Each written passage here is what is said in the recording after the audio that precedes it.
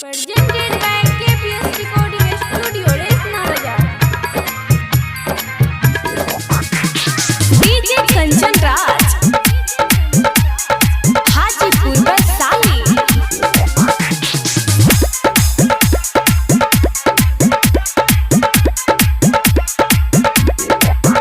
मिलैले आई है जान गे रसना के मेला में। मिलैले आई है जान गे रसना के मेला में। सबके साथ छोड़ के जान गे आई है अकेला में। मिलैले आई है जान गे रसना के मेला में। रसना के मेला में। DJ Kanchan Raj, Hajipur Vaisali. Presented by KPS Recording Studio, Resna Bazaar. मेला में जाने तोहर हम करबो इंतजार गे। मिस न करिए मिलैले आई है अब की बार गे।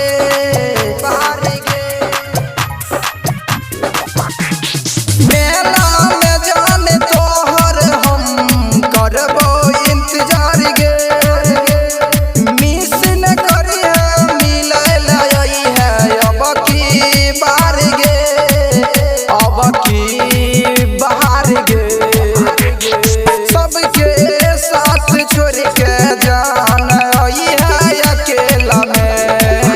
मिलैले आई है जान गे रसना के मेला में। मिलैले आई है जान गे रसना के मेला में। DJ Kanchan Raj, Studio, Resna Bazaar. Hajipur Vaisali. के मेला में।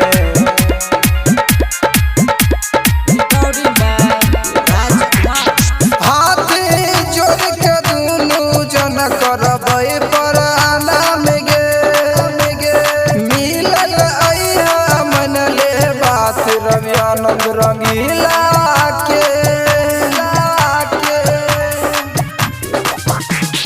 हाथ जोड़ के दुनू जन करबै पराना में गे।